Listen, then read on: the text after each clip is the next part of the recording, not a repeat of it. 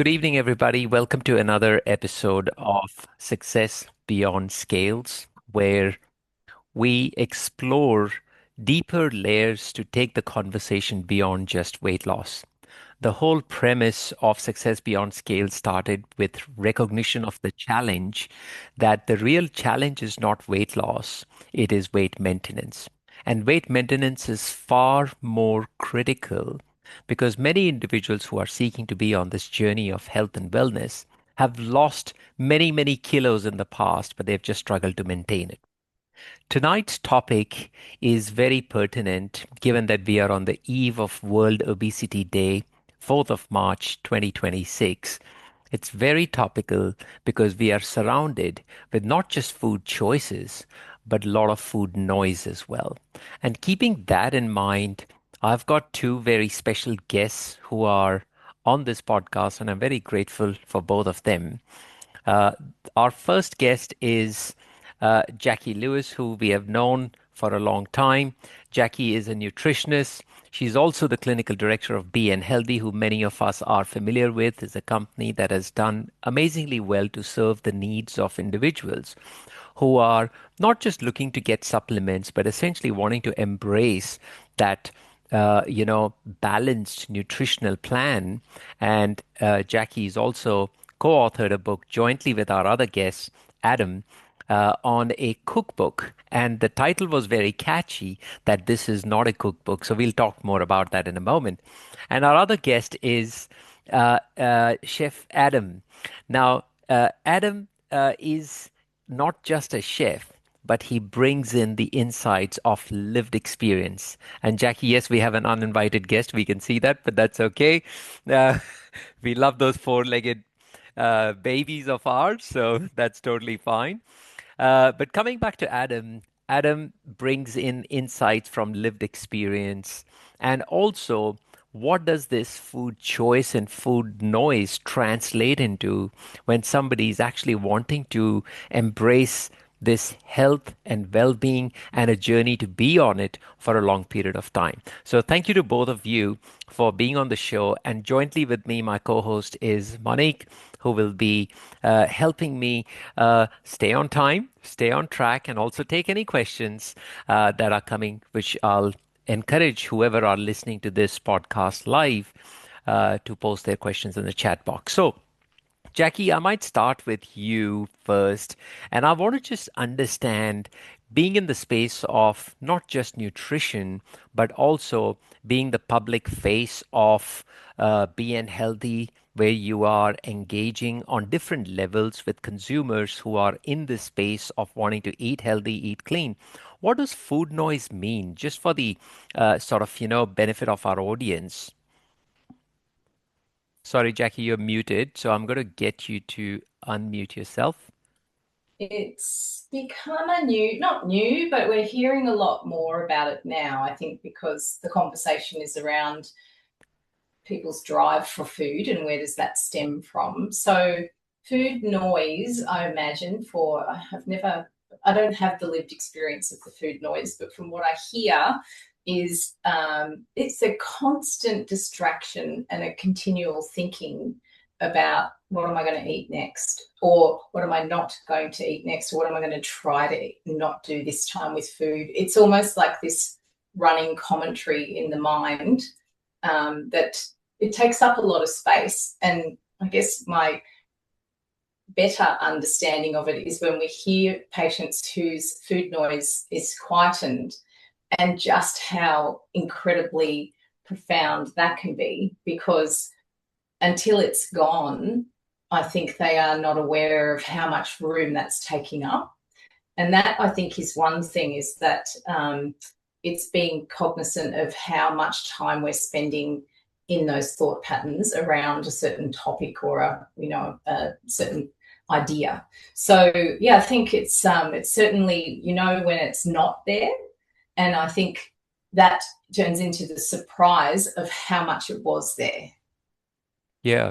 And I think I'll come to you, Adam, in a moment. But I guess the thing is, I have started hearing more and more about food noise Yeah, since yeah, the advent of GLP-1s. And of 100%. course, since Oprah Winfrey actually popularized this on her channel, which obviously has drawn a lot of attention from a lot of people across the globe, that the Mm, moment they started on Ozempic, Saxenda, or Wegovy, whatever it may be, the first thing they noticed was the food noise just shut down. yeah. Adam, I'm going to ask you, did you ever experience food noise? And what was that like? What a great question. Food noise. I didn't realize I actually had food noise Mm, until I really went down the pathway. And it was interesting, or, being very active on social media, watching things, and just watching those mindless videos, the dude food that people are eating and the new food challenge. And it would send these signals, and you go, oh, I'm going to have it. When I started looking at going down this pathway and questioning, why was I making choices like that? Why was I eating? Was I eating because I was emotional or had a really bad day at work? And you just kind of go, oh, yes, I'm happy to do that. And you would eat random things and you're not observing what you're eating. So you're watching all this noise out in the media, you're watching your advertising, social media. There's a lot of things, a lot of cues and hidden cues that trigger the noise. It wasn't until I did have surgery and post surgery that I um, I had to retrain myself how to taste again, because you started to the things that I used to really love or crave, I wasn't craving them as much, and my palate did change a lot. And being a chef for over 30 years, to understand that change, and I've along with Jacqui saying, Jacqui, this is different, and even things like umami based flavors really started to change on my palate. mm, I wasn't craving the sweet noise that I always was looking for. And I walk past chocolate biscuits and go, "Oh yes, I want them." But why did I want them? And it wasn't until I had the surgery that I started questioning why this noise was a thing. And it's really interesting, nearly 3 years on, the noise, it's still there. Some days you stop yourself. After 2 years, you still kind of go, oh, I should go back to that, and I shouldn't go back to that. But you now stop and question why you're doing it. Why am I eating? And it was interesting, a conversation when I very first met Jacqui at a speakers conference together. I was thinking going down this pathway. I heard lots of negative noise, and Sorry, you were thinking of going down the surgery pathway? yeah, surgery was Right. definitely what I Mm-hmm. went. Mm-hmm. And Jacqui actually said something to me first. And Jacqui, I don't know if you remember the conversation. We were actually having lunch, and you said, "Have you started looking at the psychology of why you want to do this? Have you, got the help of why you're doing this?" And that was probably the most important insight that I've had, was getting the help before I did the surgery mm, mentally, so that I could tackle the food noise. And that is something that, if you do not get a grasp on, and no practitioner, no doctor, no nutritionist tells you that healing first actually will dampen the noise a lot quieter. So it's really quite amazing to see that. Great. So, Adam, if I can understand from what you have said and what Jacqui has said about food noise, and just for allowing anybody who may be listening to this to understand it a bit better, I think food noise is really around that fear of missing out. I feel, what your brain is constantly causing a sense of urgency when it's not there. It's mm, causing those cravings when you're trying to suppress those cravings, like you're justifying that I need this much protein, and of course that emotional pull that is there, if I'm understanding this correctly. And mm, I think you're absolutely spot on, Adam, in terms of surgery can change your capacity, but it doesn't automatically change your identity. And the questions that you were beginning to ask of Jacqui, which were coming from your own insights about, what do I need to do? Why am I getting this? Why am I experiencing this? And being a chef, I find it interesting because chefs I always see them with their big ladles, they're constantly tasting stuff. So that's interesting that you were kind of, not in that state of even being able to taste food in your mouth. And clearly, you must be doing something right, Adam, that your patients were still, your clients, I should say, not patients, would still be loving you. It's a So, very challenge. yeah, of course, of course. So, which brings me to the next part, which is around food choice, right? And again, Jacqui, I might start with you because I think when we see our patients, and this doesn't matter whether they are down the path of just diet and exercise, they are on the path of surgery or GLP-1 medications, whatever path they're choosing, these are tools. At the end of the day, we know this. But I hear so much talk about, in fact, we have a child in our house who's obsessed with protein at the moment, right? They were demonstrating their whole a door of fridge, which is full of protein laden foodstuffs. And the sense of pride that they had was amazing, right? So, uh, tell us firstly about yes, protein is required, but how Yes. much of it is like being hyped up by social media? So, being a nutritionist, we would be keen to hear that from you. I have to say, I'm happy to hear that we are finally landing in a place where protein is getting its time in the sun. And there's a range of reasons. And I think for a long time, even now, the guidelines that were existing for protein, I feel, and I think we've come to a place where it's agreed that they're too low. So it wasn't given the focus that it was due. And I think now we have the science to understand what it means if you do live a lifetime that's, there is a deficit of protein. Or if you live and you actually feed your body with enough protein, what the outcomes can be from a longevity point of view. So we know that one of the greatest kind of catastrophes in old age is falling. And that's usually where people hit their demise. It's a really pertinent thing to try and avoid. And it kind of comes from our childhood. So we're during our kind of adolescent years, we're actually working towards what we call peak bone mass. So around that kind of 15 to 20 year age group, we're trying to lay down as much of that healthy bone mineral density as we can.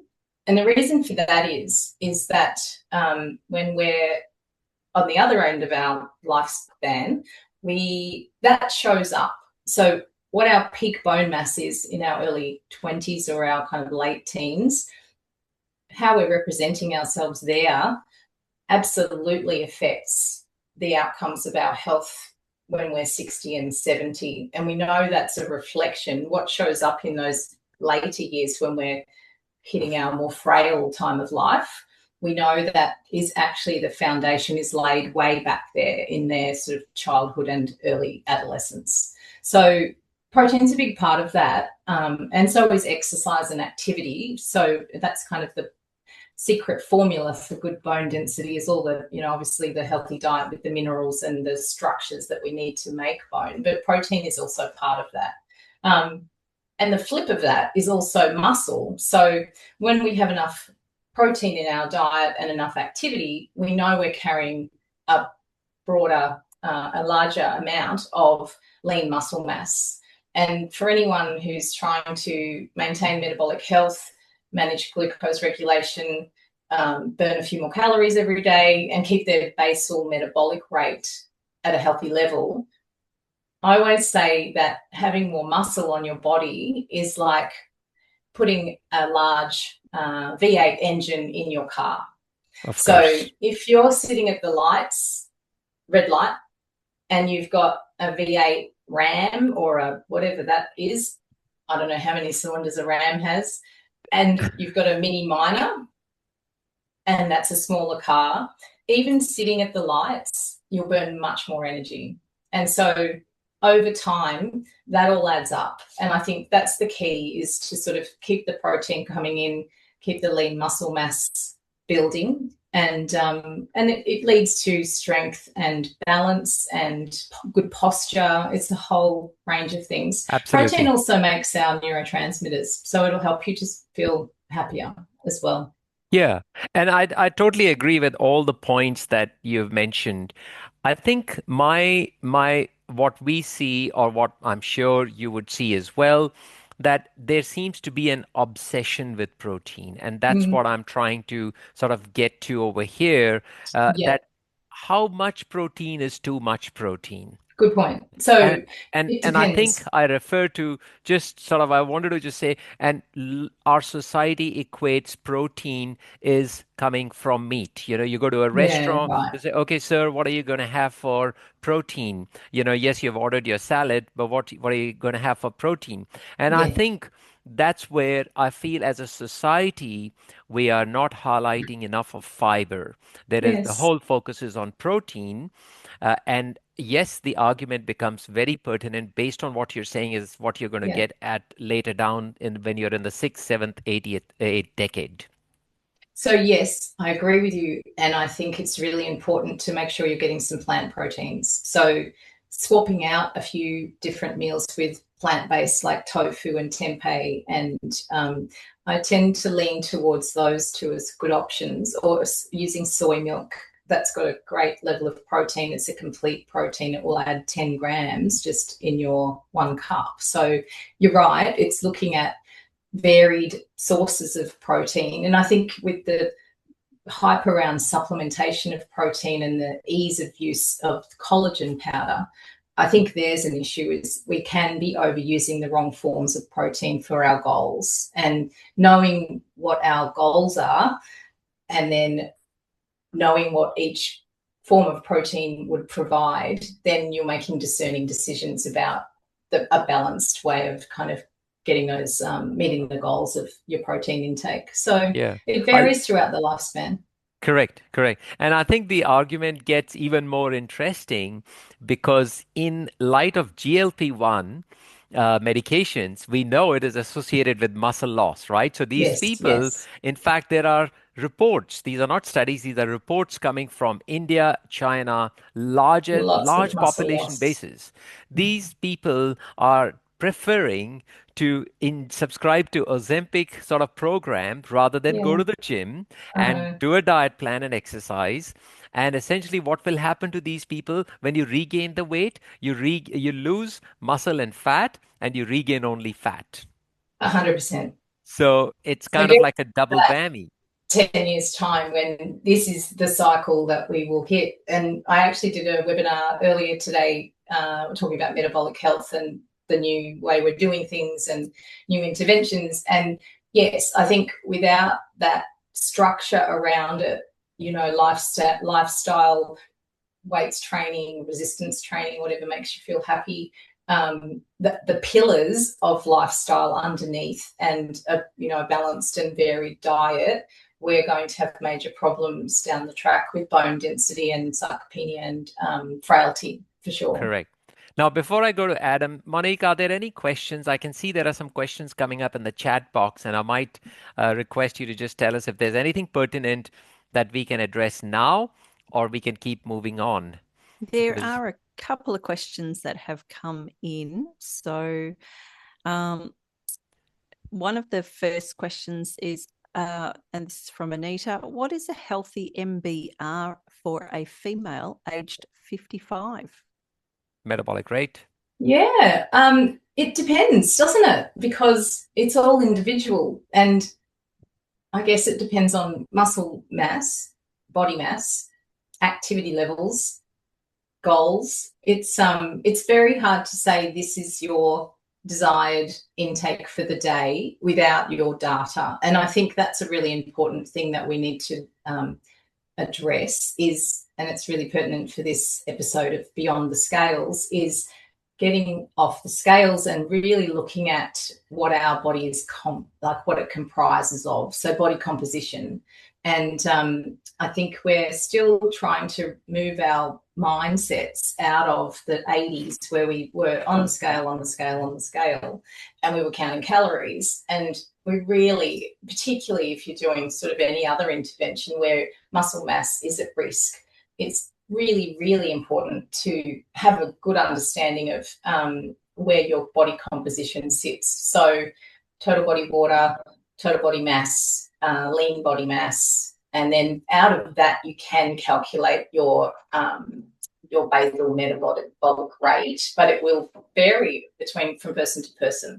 And it's also dependent on how long you've been restricting calories, because that will shut that show down really quickly. So to not beat around the bush too much and not give you an answer, it's more of a guide on kind of, where you would start to explore what your body is comprised of, rather than just this number, because the number is just data and it's not an overview of really a health picture. Even it doesn't really tell us much at all. And I think that's where the relevance of, doing the body composition analysis is more important, rather than just taking your isolated weight, because it depends on your body frame, how tall you are, what's the muscle distribution, visceral fat, all those kind of things. Yeah. At my fittest and my youngest, I was in the obese category on the scales because I had so much muscle. So there's your answer. It can be misleading. Don't use it as a guide. Yeah.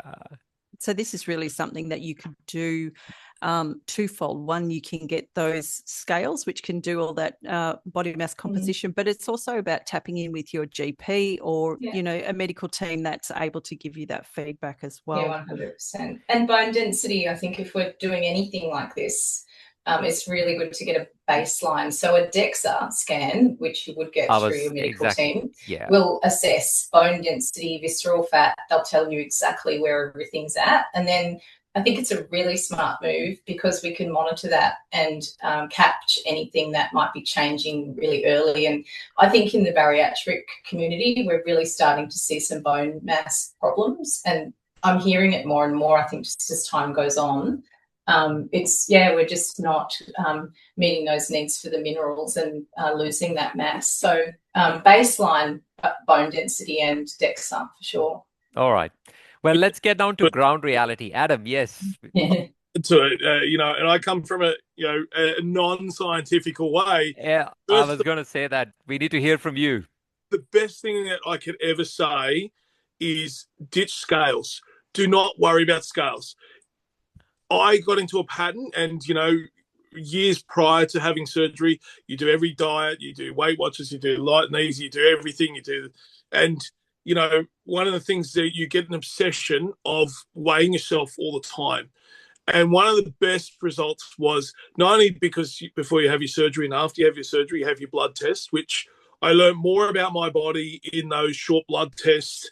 Iron deficient, I was vitamin D deficient, all those key things that I actually and being a chef, those are very common things to be deficient of.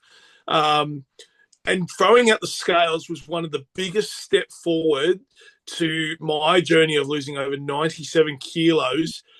The scans were phenomenal, because the scan I could actually, see physical change, and my bone density was very different to say someone else of my size. My brother has a different bone density to myself, so it was really quite interesting insight.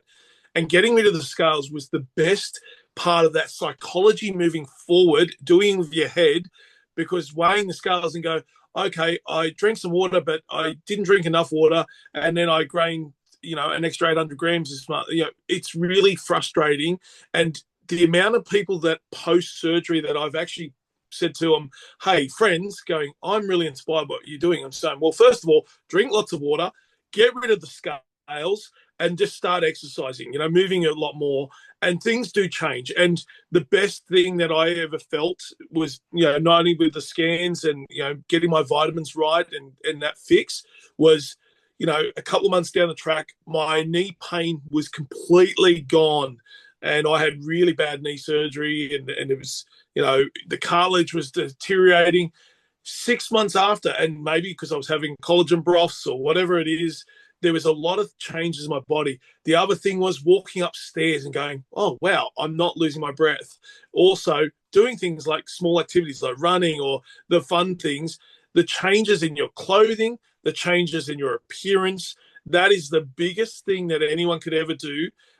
Just ditch the scales. And I can tell you now, everyone that I've said to do that has actually had a more positive outlook on their weight loss journey, and just forget about it. I know people say it. If you do want to do it, you do it once. every 6 weeks or so, and you do it at a doctor's because someone's there to hold you accountable.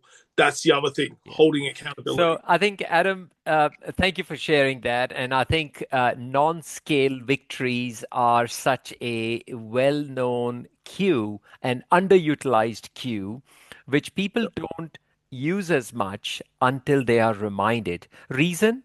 They are conditioned from the past that, you have to weigh yourself every day. In fact, I have patients who tell me that, it's so hard not to weigh yourself every day. I mean, it's like you get a dopamine kick, right?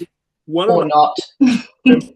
anxiety as well, doctor, because from a young age, from kindergarten at school, you're weighed by doctors or, and that Of time course. you're told that, oh, you're obese. For nearly 20 years of my life, I was told I was obese when probably I wasn't obese and in my head, I just kept referring that to it. And every year at school, doing that weigh-in was one of the worst things because it was Of so course. young kid, and that trauma stays with you for a long time. That trauma stays, exactly. And that's the thing which is driving. You're looking for a safe space to overcome that trauma. Let me come back to your area of work, Adam, because I've got a few interesting questions for you.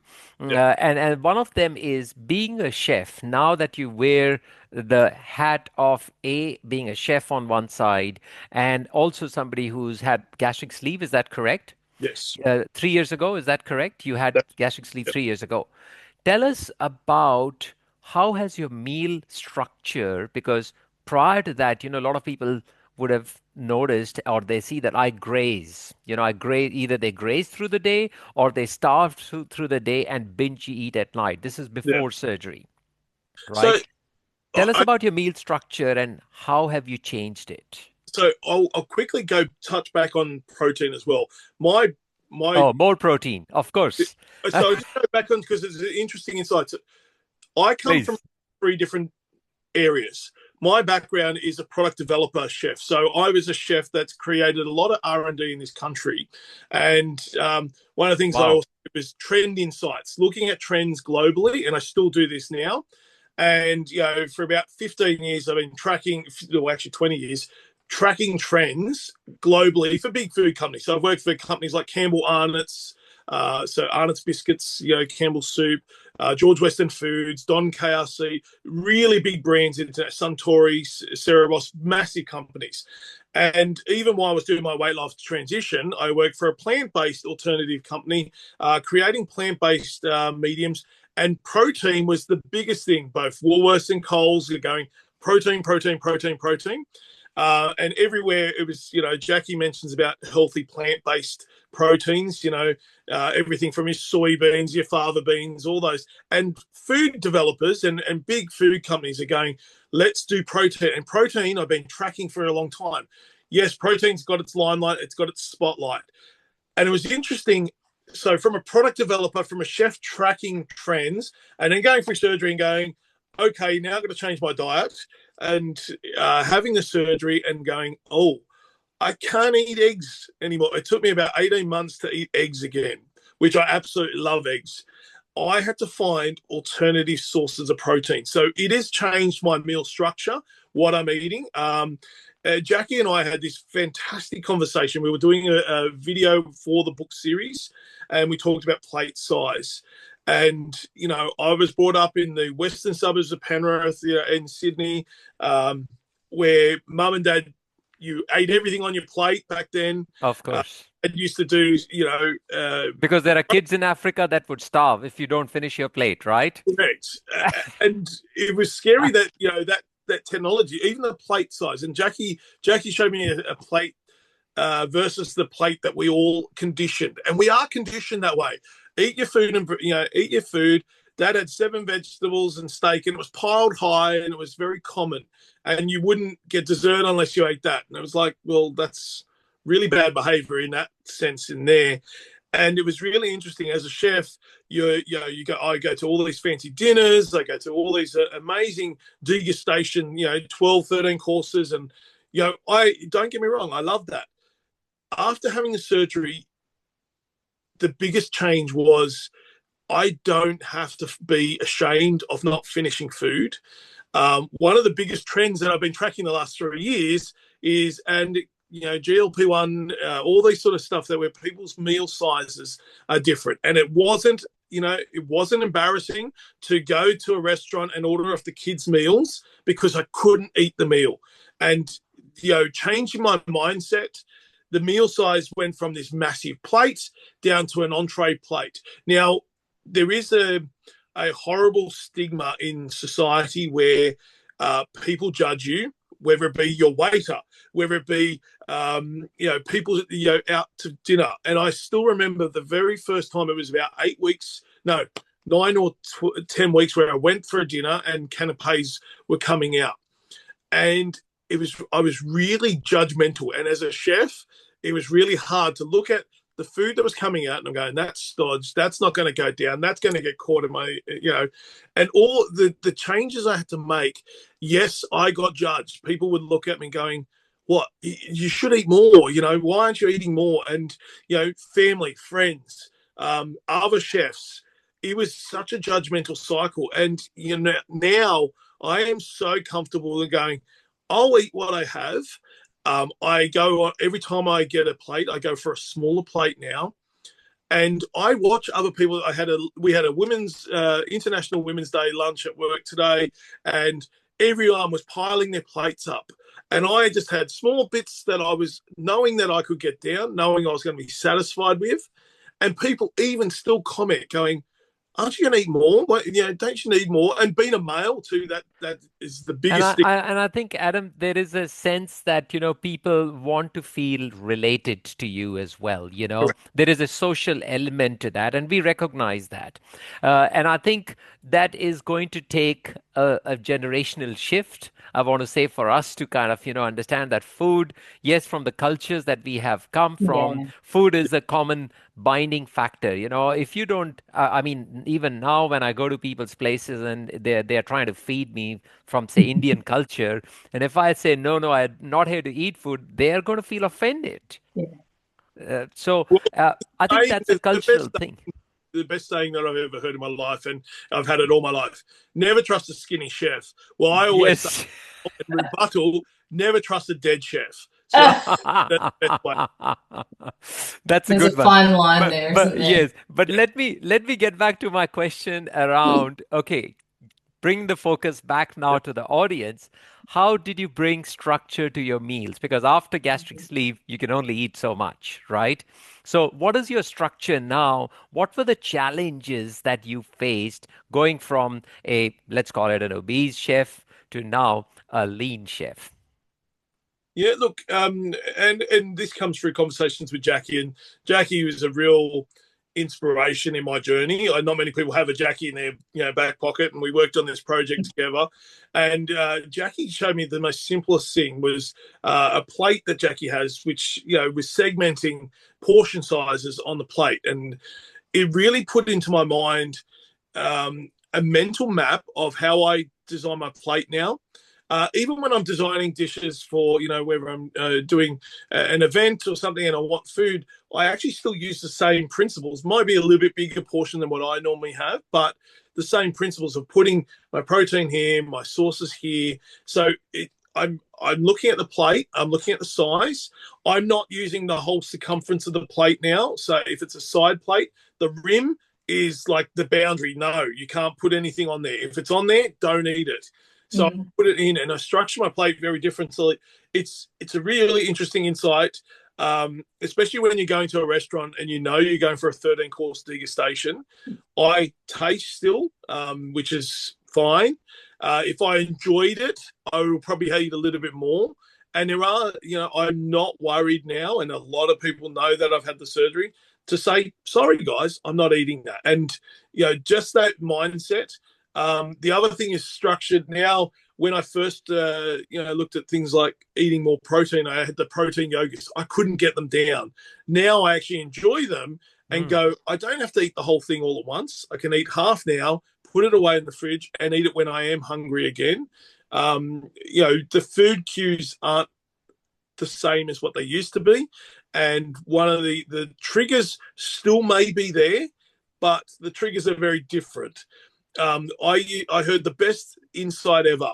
ROC, instead of return on investment, ROC, return on crap. If you're going to eat, go and get the best sort of crap it is. So if you want chocolate, go get the Lindt. And one, it's better premium chocolate. It's probably real chocolate, not sugar and milk. And you actually get more enjoyment from it. I never used to, and this is really weird. When I used to eat chocolate, you eat a block and you go, oh, wow, that was amazing. And you were satisfied, and you probably eat another block somewhere. Now I actually suck on the chocolate, which is a really random thing now. Just those little nuances. So I don't have a block of chocolate. I go for a smaller block, and those pieces now become, the little bar of 6 will last me a whole day now, maybe, whereas a whole block would only last half an hour. And let's be real, it always happened when you did those things. So my diet has changed in the sense that I mentally prepared for it. Jacqui's plate idea, for the first couple of times, I drew my own plate. And then now I don't have to do it. I just visualize and just structure what I want, what I'm going to eat, what I think I'm going to enjoy more. So if something I really want to enjoy, and know that I might not eat it all, but if I do enjoy it, I might, I'll leave it there. And, the first time after the operation, 6 months after, Christmas was the hardest thing in my family, big eaters. And it was really interesting lesson in behavior, was understanding what I could eat, what I couldn't eat, what I was capable of eating, and what was going to fill me in that time, and not feel disappointed. So that was the biggest learning. And it's like you take yourself outside your body and watch yourself from a different point of view. That's how you change it. Adam, what you're not telling us is, do you cook your own meals or do you order them? I'll be honest, as a chef, and Jacqui, we try and catch up our schedules, and we're both the busiest people on the planet. We don't do as much cooking. I do a lot of cooking because I do a lot of food development, create a lot of meals. I taste, but I'm not always doing that. So to answer it, my wife and daughter cook better than what I can sometimes. Yeah, because I've heard that chefs don't like their own food because they are sick of tasting it at work. Yeah. It's like a car mechanic. They always have the shittiest car, and they don't. Correct. So, okay, thank you for that honest confession. Yes. Because I think it is important that we are all, and I often say this to patients, that you are going to have good days and bad days, right? Yeah. And you got to plan ahead of time. What are you going to do on those days? Especially the bad days. Some days you feel you're going to conquer the world and you can do anything, and some days it's a struggle to get out of the bed. Well, I never used to plan my meals. I would eat, taste all day in the kitchen and eat some of the worst stuff on, worst junk food, whatever it was, on the way home.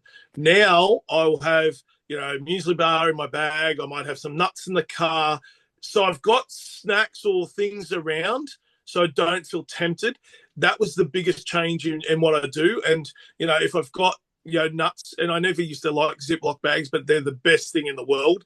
You have all your snacks pre-portioned in different worlds. And if it could be in the office drawer, it could be in the car, it could be in your bag, whatever it is. And then you've always... So it changes everything. It's just hard to stop on those nuts sometimes, but that's fine. That's a different problem. We can address that later on. Jacqui, coming to you, I know you have. We've met many times, and seeing your transformation over the years, and the changes that both yourself and Roger have brought across in your lives. Where do you see is there a role for meal prepping? Number one, and how can we do it in a sane way? Because I think sometimes we get so obsessed about it, because life is not just around food, right? You have to do lots of other things, as we all are well aware of. So please share with us if you don't mind. And preparation is key. But I think I learned actually the most about meal prep when I did the cookbook with 2 chefs. Wow. On bring it home and do what you need to do with it for it to be almost ready. So bring home your shopping, and if you've got a bunch of herbs, don't just put how they come in the sleeve. don't just put that in the fridge, because your likelihood of wanting to pull that plastic thing out and take a little bit of the herbs off and then put it on your food and then put it back is unlikely.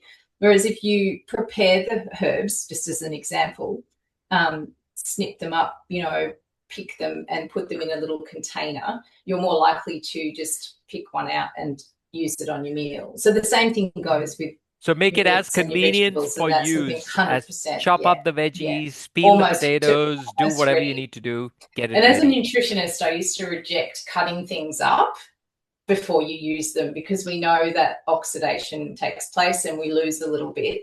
Yes. However, I reasoned this out with myself, and I was like, well, I'm not going to prep my veggies because I'll lose too much. And then it would come time for me to do the veggies, and I would omit some because I didn't want to cut them up at dinner time. So I'm like, I think you lose more by not prepping because you avoid than you do if you cut them up. Yeah. And Jacqui, just on that note, what if you chopped your veggies or the herbs and froze them and then use them as and when you need it? Is that something that, in your experience can be used? I think so. And you can actually cook your roasted veggies and that sort of thing, and they'll last a few days. Often I'll look at things that I can quickly throw together. So I'll just make a tray of roast potatoes and pumpkin and sweet potato, and I'll put something nice on the top of it. So quite simple. And then really what you're looking at is, what else can I use that in? So I might make a salad with that, add some rocket to it, maybe put some nuts on the top and some balsamic, or I might look at something else. I might make a kind of bake with some chicken thighs on the top of it and make it into more of a Mediterranean dish. So you're looking at versatile. I think simplifying things is the key.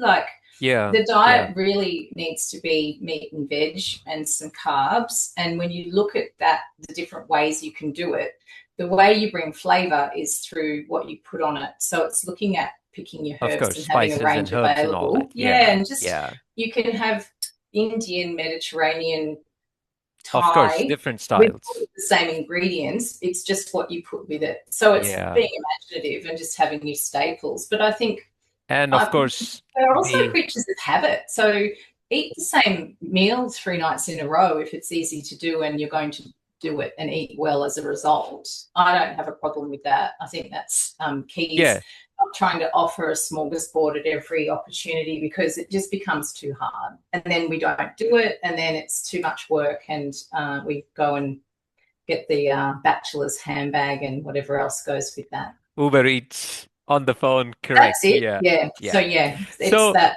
too hard. I think the key is to just make it simple for yourself. Exactly. That one of the best insights in what Jacqui just said about preparing, chefs do it all the time when we don't cook a potato 10,000 times. We cook a lot of potatoes, we'll have them ready, we might heat them different ways, all that sort of stuff. But the best thing is you also waste less by doing that. So groceries in, cooking all the vegetables there, you'll find that you'll use them more. You're not going to waste as much, because what happens is that broccolini sits down the back, you don't want to use it because you got your Uber Eats, and you forget about it, and by the time you get it, it's manky, and you're like, oh, correct, it's gone, it's ready to be chucked out. We all relate. The worst, broccolini's okay. Zucchini, has anyone, if you forget your zucchini, you're in a lot of trouble. So always make sure you cook your zucchini Well, first. I'm going to ask Monique this question. Monique, I know you do healthy habits coaching, and this is one-on-one work with clients where you're going into some raw territory. You talk about meal prepping. I know you have. Share with us just some of the insights that your clients are actually telling you, what challenges they face, when they're trying to make this transition. You get my question. Yeah, I do. And actually, I find for a lot of clients, it's actually twofold. It is one, that they haven't done meal prep before, so it's a learning curve, finding the time to do that. So I work with clients, to find time, where do we find time to do that? But also it is, how do we start a routine? Because when I work with clients over a long period of time, if a routine has changed, let's say I'm great at meal prep, I've worked it out, it's all going great, and then something changes. Now there's basketball on a Thursday night when I used to do meal prep, or I've met a new partner, and we have breakfast together, and I don't have my eggs to start the day. All of these things start to come undone. And that was going to be one of my questions, for both Jacqui and Adam, was about, how much should routine play in all of this? Because one of the things that I hear often and it piggybacks on this conversation of how much protein do I have? My journey with a lot of patients is about, once you get into the rhythm of understanding how much protein you need, how much fiber you need, what it looks like, not what it measures like, but what it looks like, you're living your life as a new lifestyle. You're not being stuck in parameters of, I have to measure this because this is the consequence if I don't measure, etc.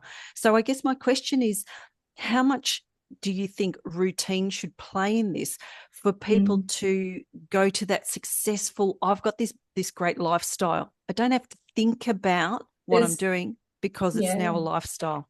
I'd say two things about that. I would say there's routine, and that's somewhat important because it anchors things in for us, but habits are more important in a lot of ways because we form them, and those habits then become our routine way of eating. So if we're looking at a routine and we're rigid and we want a plan, and a lot of people just want the plan. What do I need to eat this week? Give me the rules and my plan. And then you're right. If I go to the supermarket with my plan and I buy all of the things on the menu to make the food on the plan, and I forget two things, my plan's out the window because I'm not going back to get those two things. So there's your plan. It's like, it's not broken, but it's got flaws in it. So then your habits would come in on top of that and go, okay, we've got those two things missing, but my goal and my habit is that I eat like this, and this is my lifestyle. So what can I do with this food with these two missing ingredients? I'll just make something else. So I think it's that. And it's also understanding your food is a key. Like food literacy is, I pick up something and I go, well, there's 90 grams of red meat. That's about 25 grams of protein. So you need to know those rough little measurements. Portion size is really important, but like looking at, each individual food and understanding it. And that's a real journey that I think a lot of people haven't taken. And like reading the packet, pick it up and like, what is my goal? I'll set little rules in there. It's like, if it's 100 grams and it's got more than 20 grams of something in it, it's like a no. Or if it's 100 grams and it's got less than 10 grams of protein, it's a no. So it makes your routine much easier because you have these habits. Does that help? And I think what I'm also hearing, just to add to that, would be that it's not just about routine, because simply sticking to a routine can be monotonous. You can be creative within that routine by taking help from resources such as this is not a bariatric cookbook, or these days there are so many resources available online. But I think I want to hear from you as well, Adam. What is your take on it? Because surely staying in your work that you do all day, you would feel bored if somebody got you home and said, okay, now get into your routine here of cooking now. Yeah. I've got the worst routine in the world. Thanks for that confession, by the way. I go to different dinners and things like that, and my routine's very different and varied every day. I did start learning a bit about routine because I never prepped meals prior to going to work or going out for picnics and planning my day. So I had a lot of weightlifter friends, which I learned a lot from their routine of portioning out, getting their boiling eggs, getting their tuna, getting their broiled beans.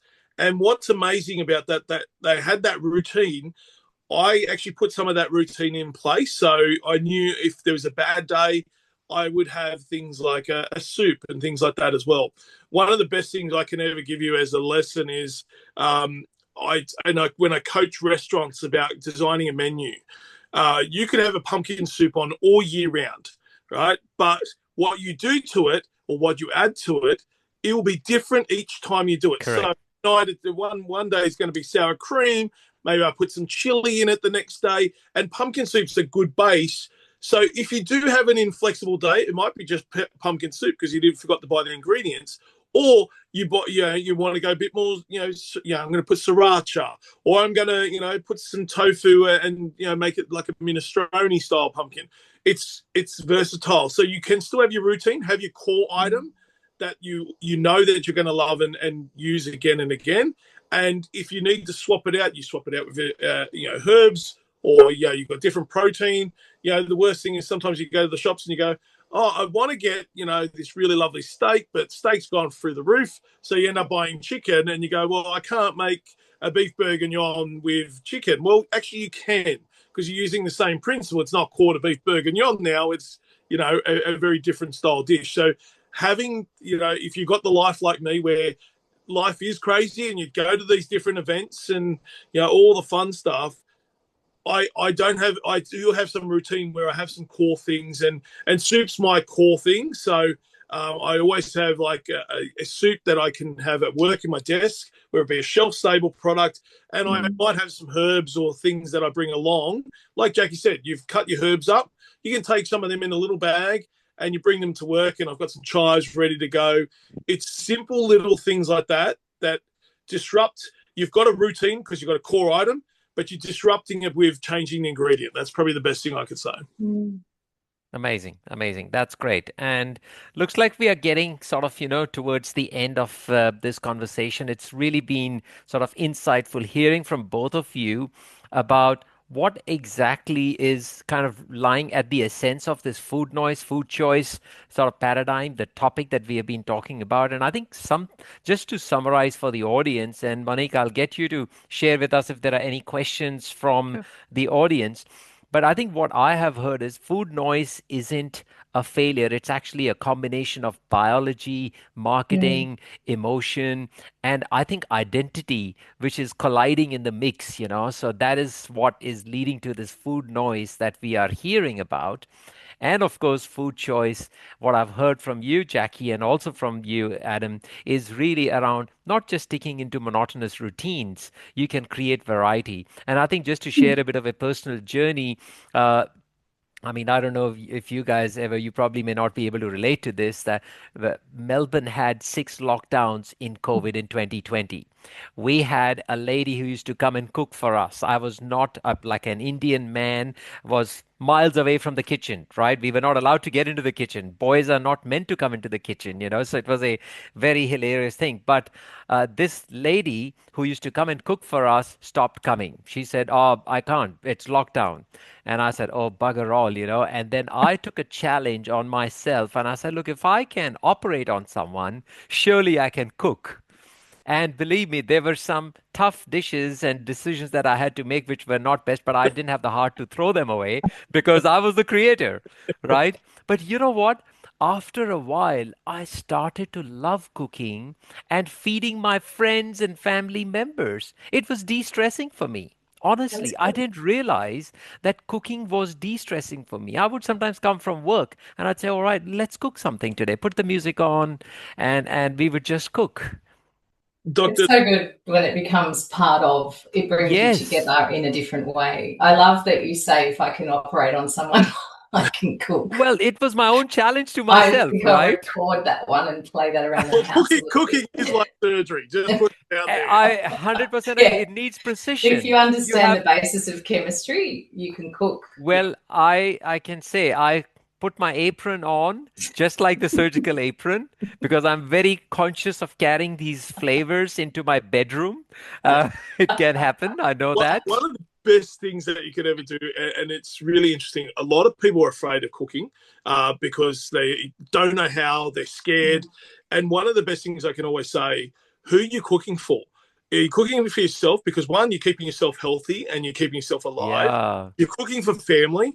And food is probably the biggest cultural thing anywhere in the world, because no matter where you are, you bring out food and share a table with someone, you start to understand the people's background, their culture, what they're doing, and that's the best thing you could do. Share a meal each and And every Adam, time. I think I just to paraphrase that, I read in a book it said, cooking, you have to understand, are you paying the farmer or are you paying the pharmacy or the Mm, pharmaceuticals, right? Because if mm, you're not eating clean, and these days with yeah. all the vegetable oils that are being used, the MSG, the preservatives, and also the microplastics and Yes. nanoparticles that are there in foods that are being served, ultra processed foods, that's what we didn't get a chance to touch upon it.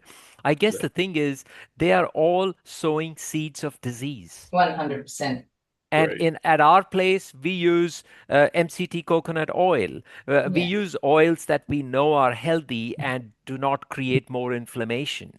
Mm, So I think these are small little things, but yeah. I think what I want to summarize in this conversation today is, and it's been such a delight speaking to all of you, by the way, is that the loudest voice in your head shouldn't be the craving, but it should be the clarity. Why are you doing this? And I think both of you said in different ways that, the clarity that you get as to why you're cooking healthy, why you're doing this is for healthy aging, for a longer life that you can use in the service of others.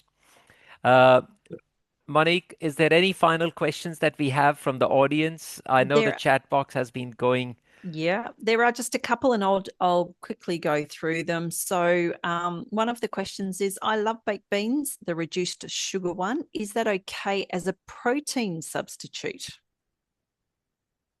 What's your goal? Jacqui, that's probably for you. Yeah, Okay. I think I agree. I think if you're making smart choices and you're obviously reading the label to see what's in the product, it's good to see that it's a reduced sugar product, Yeah. but also have a read of the label and see what else is in there, because there's beans and there's beans, I will say that. And there are lines in the supermarket that will give you just that little bit more of the whole food experience. And that's what you're looking for as well. So I look at smaller brands who are doing something slightly different if that's what I'm going to do. If Heinz are saying reduce sugar, I'm not always convinced, because it could be reduced from 150 grams down to still too much. So please That's also, marketing. I also That's talk marketing. about 100%. I talk about labels in my group a lot when we're covering food literacy and what we're looking for when we're buying food. And I always say marketing on the front, facts on the back. So again, you need to know what your goals are. How many grams of protein are you looking for in a meal? So if your can of baked beans provides 50 grams of sugar or carbohydrate or added sugars, but also provides enough protein, is it still a food that you want? So then you're Yeah. making these more deductive.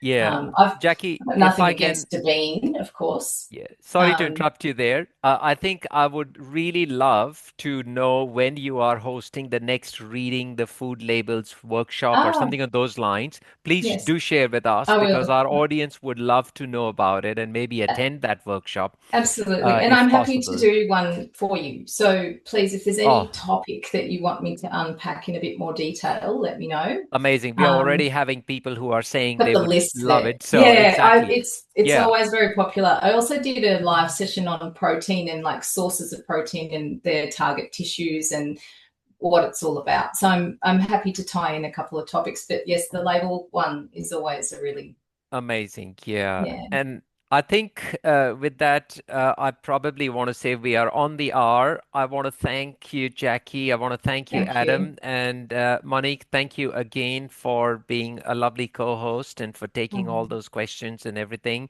I do also want to say that I was for a moment a bit amazed to see. I know Jacqui is into her technology, but I didn't know she had a roving mic until I figured out it was her cat that had the tail up and it was going around the camera. cleaning sorry. the screen. I've got I my know. menagerie going I know. behind I mean, me. like, gee, this is the height of technology, Jacqui. You've taken it to the next level, only to realize that it was a well-trained I was four-legged animal.